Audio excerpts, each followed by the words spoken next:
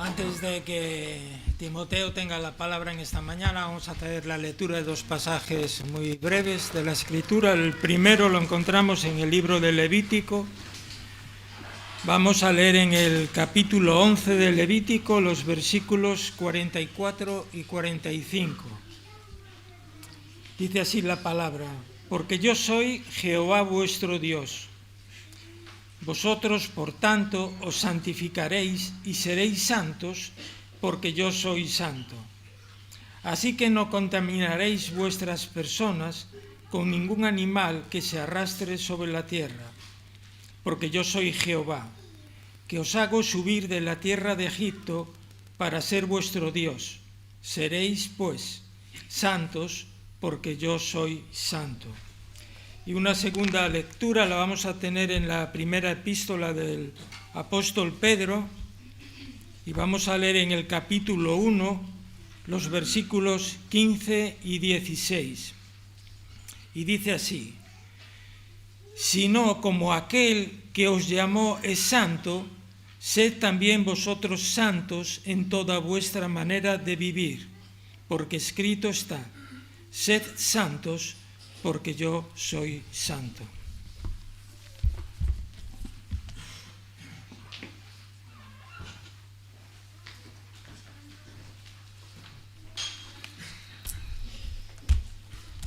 Bueno, nos alegra ver en esta mañana a Javi, a Ainhoa con sus niños. Bienvenidos, y también está con nosotros Luis, nuestro hijo. Y bienvenidos si hay más visitas que no he visto antes. Bueno, hoy nos toca la lección del armiño del Ártico, pero no lo voy a explicar ahora mismo, lo diré en unos minutos más adelante. Pero quedaos con esa idea: el armiño del Ártico es un animal blanco. Siguiendo los temas que estamos estudiando los domingos en la mañana, cuando nos toca a alguno de nosotros, a Carlos, a Paco y a mí, que estamos en este momento tratando de conocer a Dios, de cómo es Dios, cómo es el Dios en el que nosotros creemos, qué clase de Dios es tu Dios. Es importante, ¿verdad?, que conozcamos a Dios, aunque no sepamos muchas cosas, por lo menos conocer a Dios. Y hoy vamos a ver de un aspecto que es todo lo contrario al aspecto de nuestra ciudad en las últimas semanas, con las calles pues como están, que ya sabéis, con la basura acumulada. Y el tema, que tal vez podréis adivinar por la lectura de los textos, tiene que ver con la santidad de Dios. Dios es un Dios santo, Dios es santo. Hasta ahora hemos considerado en domingos anteriores que Dios es justo, la justicia de Dios, el amor de Dios, la veracidad de Dios, Dios es verdadero, Dios es la verdad, la sabiduría de Dios, y hoy vamos a hablar de su santidad, con lo cual cerramos los atributos más importantes que hemos destacado. Ahora, la primera pregunta es, sin duda, ¿qué es la santidad? No sé, piénsalo por un momento. Si alguien te preguntara qué es la santidad, ¿qué dirías? ¿Qué es la respuesta? No estoy pidiendo ahora que lo digáis aquí, pero pensadlo un momento. ¿Qué crees que es la santidad? ¿Qué querrá decir que Dios es santo? Bueno, siempre es bueno ver el significado en sí de las palabras, aunque las palabras, como sabéis, van cambiando sus significados con el uso, y a veces una misma palabra del español ya hoy no significa lo mismo que hace años, o en el otro lado del charco, pues la misma palabra del mismo idioma tiene un significado diferente. Y es importante ver un poco esas palabras que manejamos, sobre todo palabras que no se usan tanto en la calle, pues ver qué querrá decir, ¿no? Pues la palabra santo en sí, lo que es la palabra, en su origen, en la Biblia, en la palabra de Dios, es una palabra que significa apartado o separado. Simplemente eso, algo que se aparta, algo que se separa. Y esa palabra se usa en dos sentidos, aunque están ambos relacionados el uno con el otro. Uno es en el sentido moral. Lo santo es lo que está apartado del pecado. Santidad significa separado del pecado, que no tiene ninguna relación con el pecado, que ahí no hay nada de pecado. Algo totalmente puro, algo, podríamos decir, perfecto. La santidad es la perfección, la pureza máxima, donde no entra ninguna maldad. Pero también hay otro sentido con el que se usa, y es en el sentido de algo que ha sido separado como algo especial, como algo único, algo extraordinario, algo distinguido de los demás. Entonces, esto lo voy a separar, como hacemos alguna vez nosotros con nuestras cosas, separamos algo, lo reservamos, lo tenemos guardado aparte, porque tiene un valor especial para nosotros. Por ejemplo, eso es lo que Dios hizo el día que decidió elegir a una nación. Decidió elegir a un pueblo a través del cual quería darse a conocer al mundo, a todas las naciones, a todas las personas y a todas las naciones, que fue la elección de la nación de Israel. Y por citar uno de los textos donde lo explica, en Deuteronomio 14, versículo 2, dice: porque eres pueblo santo a Jehová tu Dios, y Jehová tu Dios te ha escogido para que le seas un pueblo único de entre todos los pueblos que están sobre la tierra. Esta es la idea de santidad, un pueblo santo, en este sentido no porque eran perfectos los judíos, ni mucho menos, casi lo contrario, pero porque eran apartados, separados, elegidos por Dios para una misión, para un propósito. Así que la palabra santo, la santidad, tiene estas dos vertientes: lo perfecto, apartado del mal, pero también algo que ha sido seleccionado como algo único, algo extraordinario. Entonces, hablamos de Dios.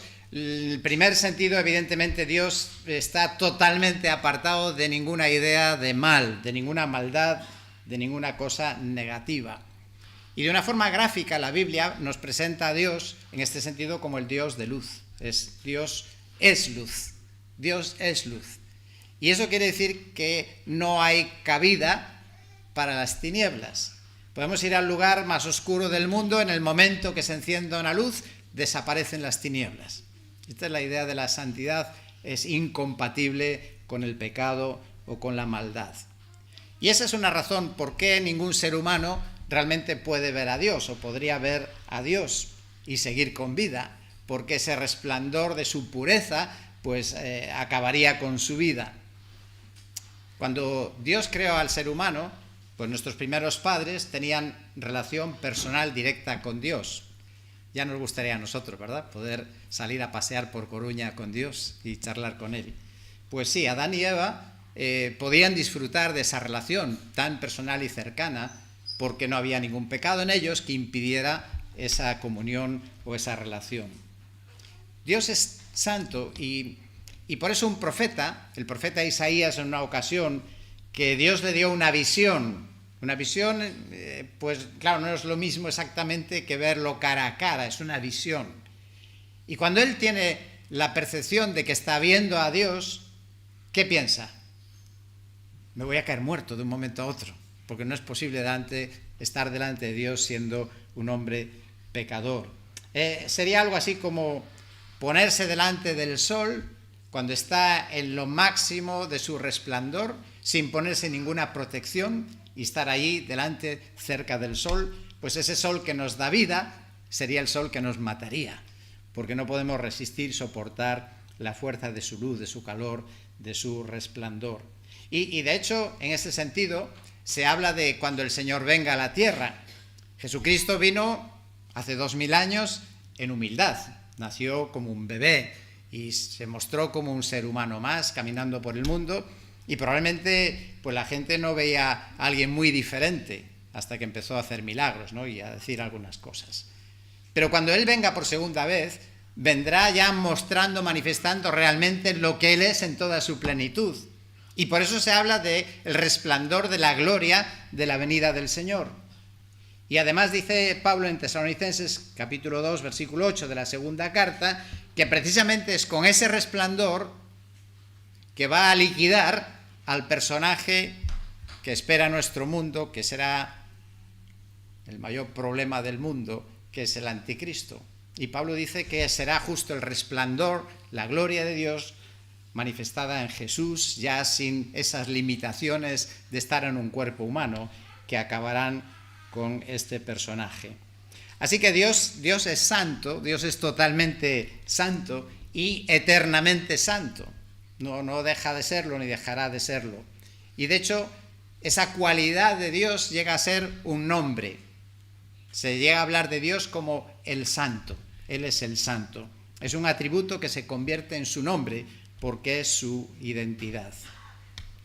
En la Biblia encontramos muchas veces mencionado, una se ha hecho la lectura ya en esta mañana, así que seguimos en la línea del domingo pasado de que coinciden las lecturas y textos y menciones, donde a Dios se le presenta como el santo, santo, santo, ¿no? El 3 veces santo, como decimos nosotros. Y como ya hemos explicado en otras ocasiones, pero por si alguien no se enteró cuando lo explicamos en otra ocasión, o por si alguien no lo sabía o no lo había escuchado, pues en la Biblia cuando se dice que Dios es santo, santo, santo, es porque falta una palabra en el idioma hebreo para describir a Dios, que nosotros tenemos pero los hebreos no. Y esa palabra es el grado superlativo, la palabra santísimo. Dios no solamente es santo, Dios es santísimo. Y como los hebreos no tenían esa palabra, pues la manera de decirlo era decir Dios es santo, santo, santo. Y de hecho se destaca tanto, es tan importante la santidad de Dios, que es el único atributo que de Dios se menciona así de manera repetida. En ningún lugar se dice que Dios sea misericordia, misericordia, misericordia, o justo, justo, justo, o bondad, bondad, bondad. Solo se dice santo, santo, santo, porque es muy importante la santidad de Dios.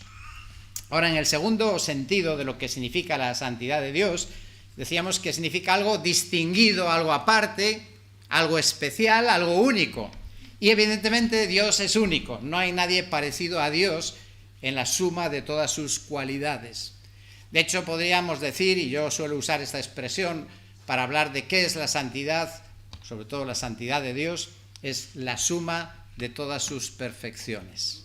Coges todas las perfecciones de Dios, las juntas, y eso es la santidad. Lo que significa la santidad, la gloria de la grandeza, de la maravilla, de la perfección de nuestro Dios. Y otra vez usaré una ilustración, y creo que la ilustración es la luz blanca. Lo hemos estudiado en los colegios, ¿verdad? Con el prisma aprendimos que la luz blanca está formada por los colores, aquellos colores que aparecen también en el arco iris. Y la luz blanca es la suma de todos esos maravillosos y preciosos colores. Y así es Dios, así es la santidad de Dios. Dios es perfectamente bondadoso, perfectamente misericordioso, perfectamente justo, perfectamente amor, perfectamente perdonador. Dios es totalmente perfecto. Y pobre de nosotros si no fuera así, si nuestro Dios no fuera así. Y podríamos verlo también desde este otro ángulo y decir que el amor de Dios es santo. Dios ama, pero es un amor santo. La justicia de Dios también es una justicia santa. Su misericordia es santa y sus obras son santas. Aunque eso a veces no nos lo parece, ¿verdad? Pero Dios es santo y es perfecto.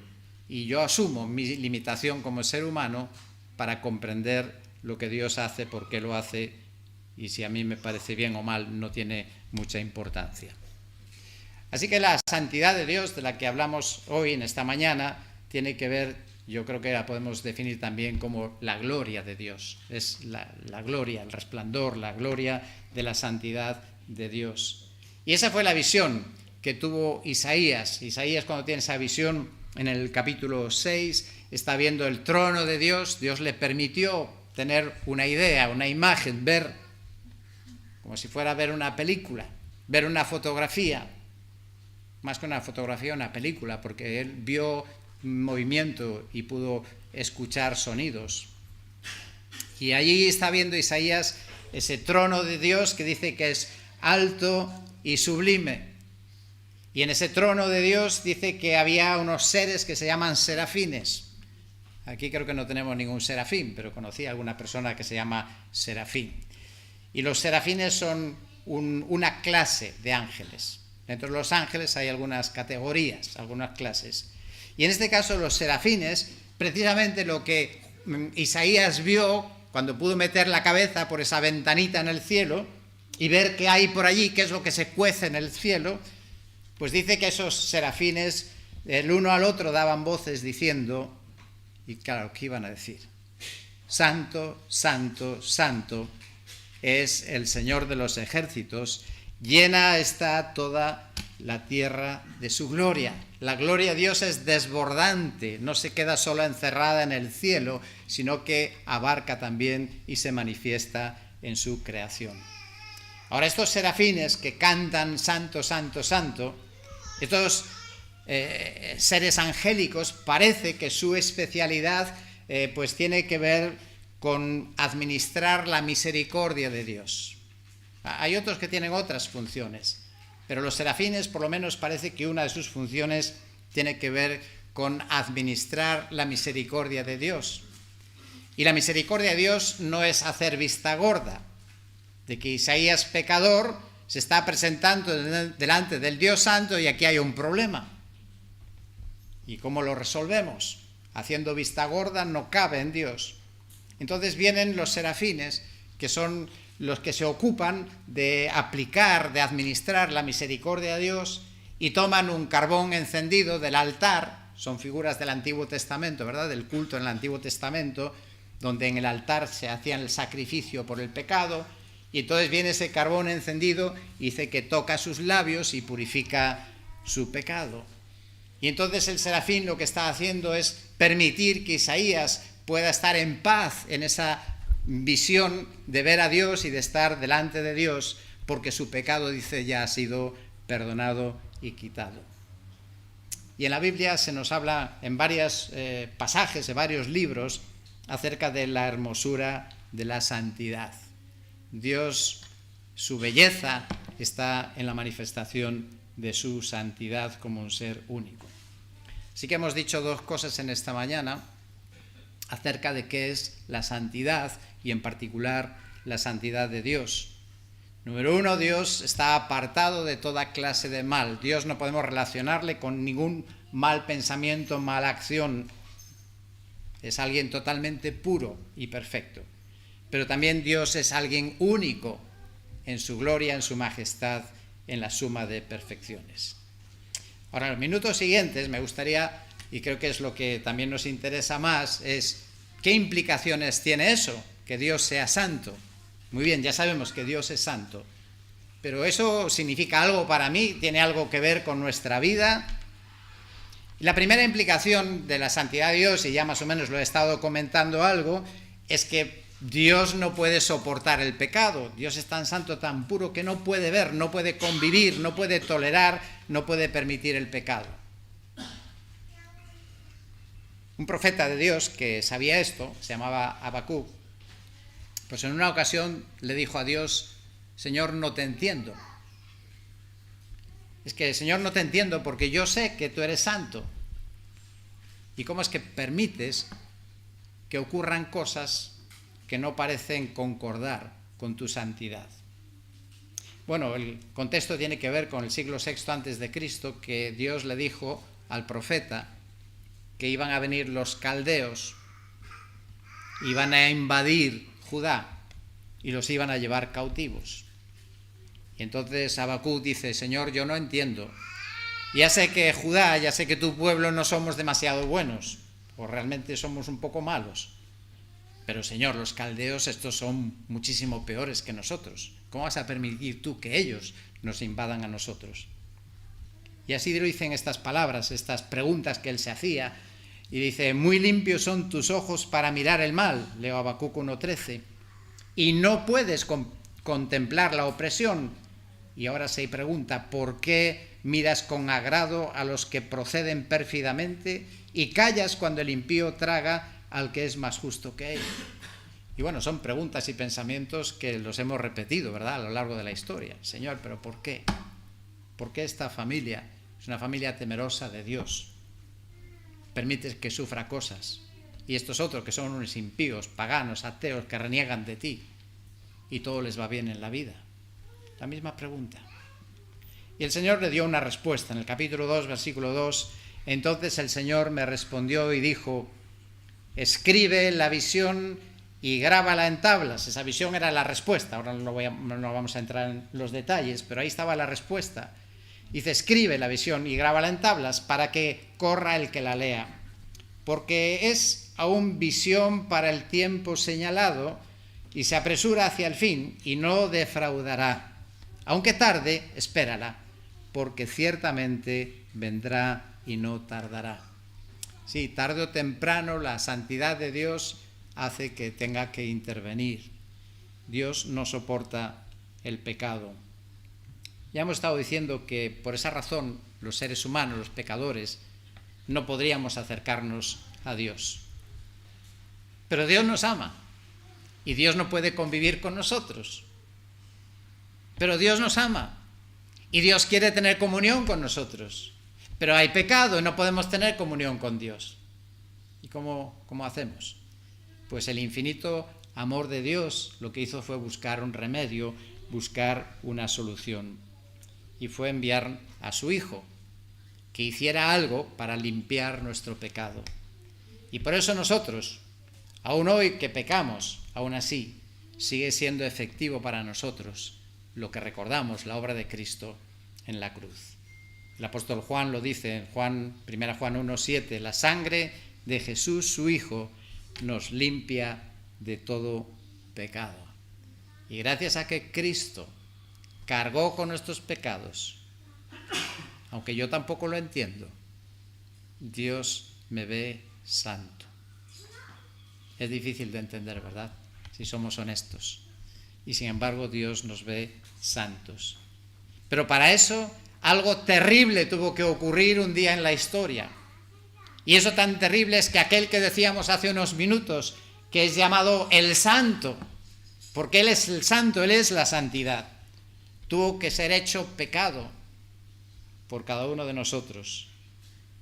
Y eso sin duda fue mucho más terrible que morir crucificado, que es una muerte bien cruel. Y aquí entra la lección del armiño. El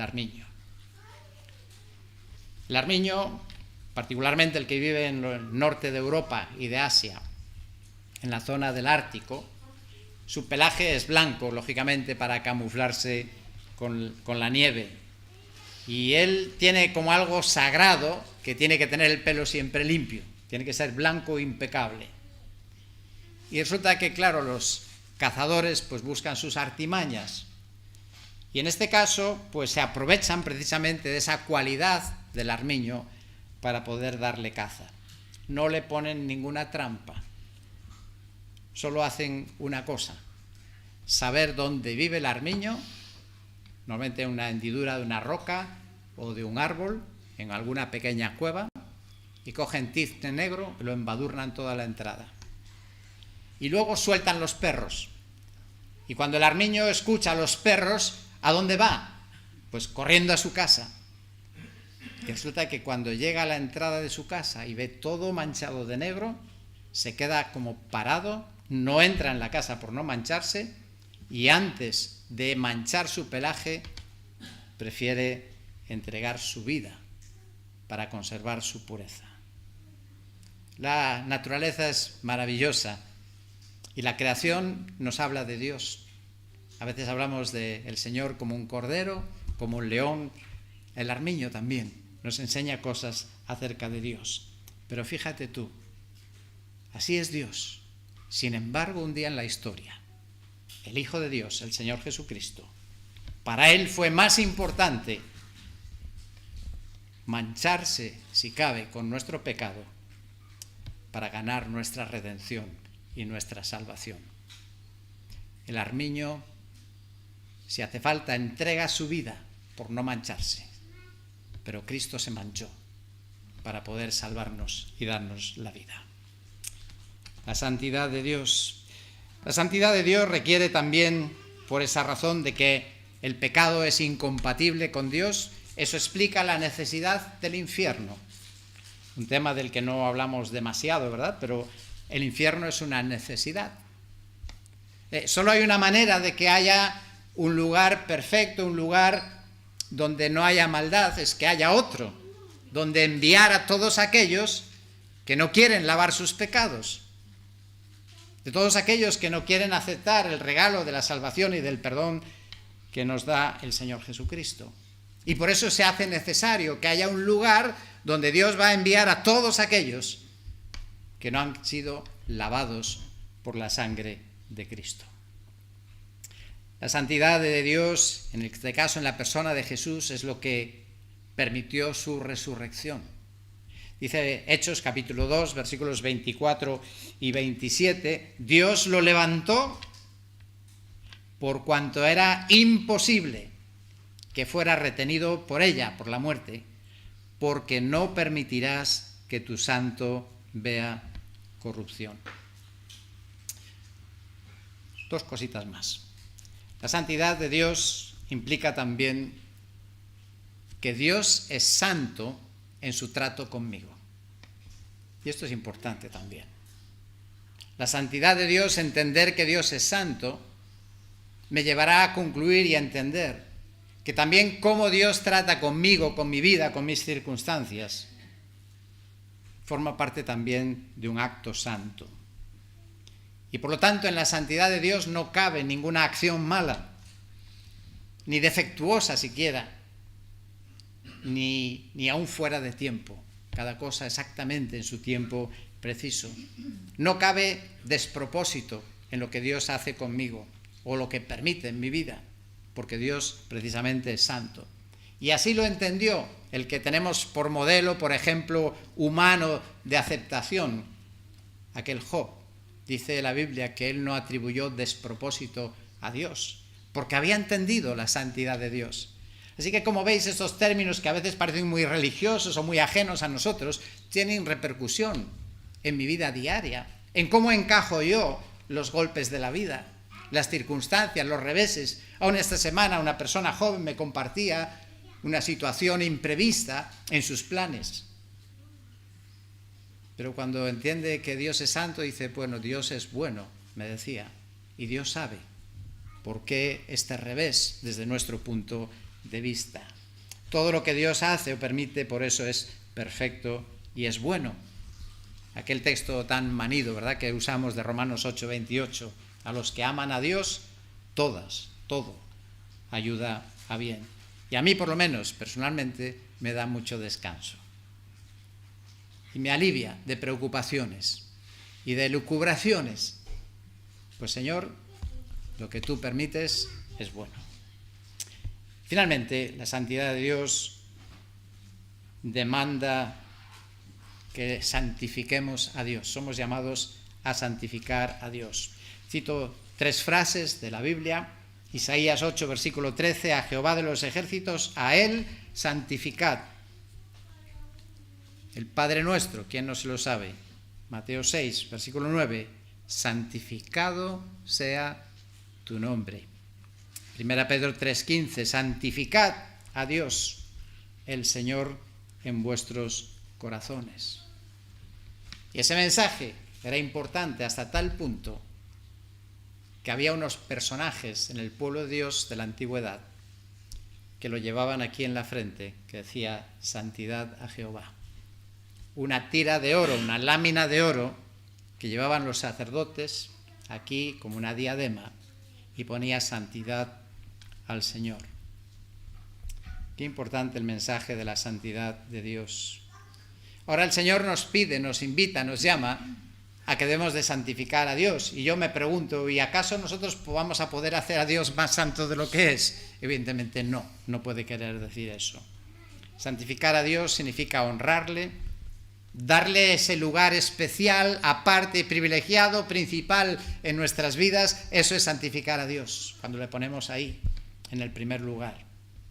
Santificar a Dios es creer en Dios y obedecerle.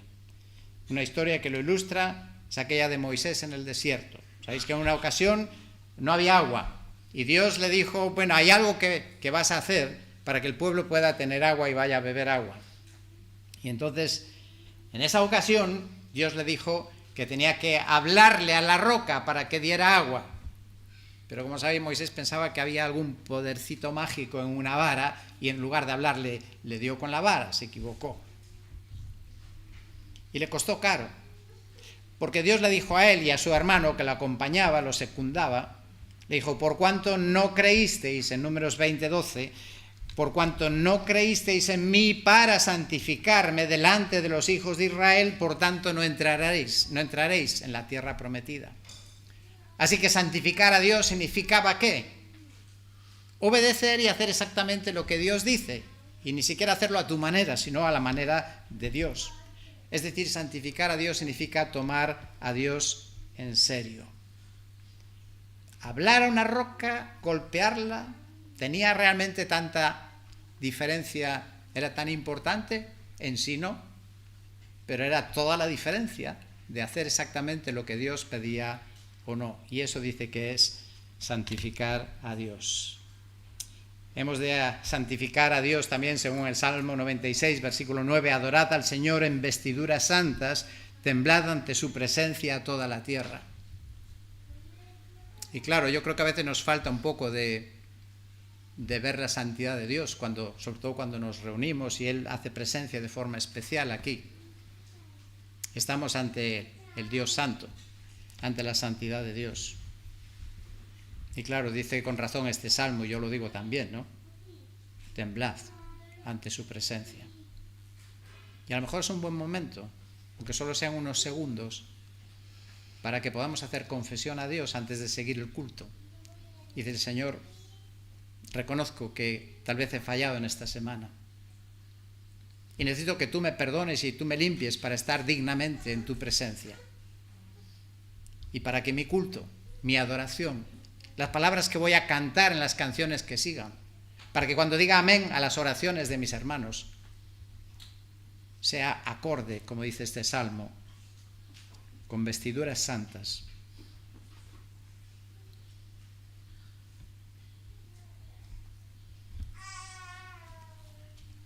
Santificar al Señor es proclamar su santidad. Esa lectura que nos hacía al principio Ernesto de Apocalipsis 4, versículo 8, de los seres celestiales.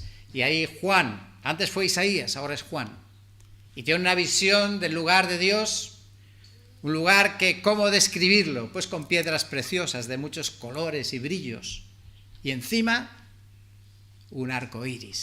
Qué bonito es el arco iris, ¿verdad?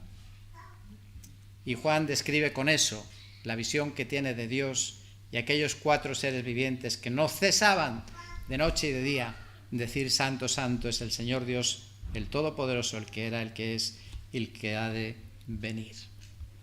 Así que en esta mañana, y voy a terminar aquí, hay un punto más que hay que añadir a este tema, pero no va a ser ahora el momento. Es que este es uno de los atributos comunicables. Dios es santo, pero Dios quiere que tú y yo también seamos santos. Pero quiero terminar, que quedemos con la imagen, si es posible, de la santidad de Dios. Y que eso nos lleve a adorarle. Que tenemos un Dios único, extraordinario, no hay otro. Mira, estudia todas las religiones del mundo, de todos los tiempos, lee todos los libros religiosos que quieras, y no hay ningún Dios tan extraordinario y tan perfecto en todos sus caminos como el Dios de la Biblia.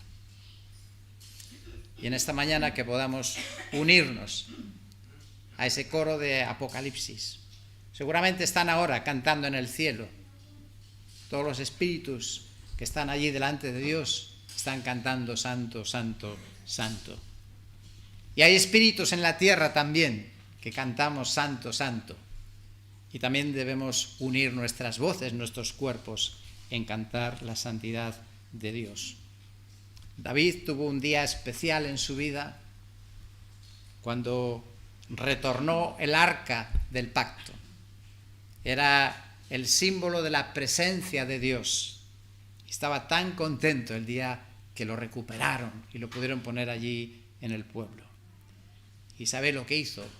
Puso algo en manos de los músicos del pueblo de Dios. Puso un salmo de acción de gracias. Y en ese salmo se incluye esta frase, está en 1 Crónicas 16:29, y dice: tributad al Señor la gloria debida a su nombre, traed ofrenda y venid delante de él, adorad al Señor en la majestad de la santidad. Que Él nos ayude a hacerlo. Ahora es nuestro tiempo.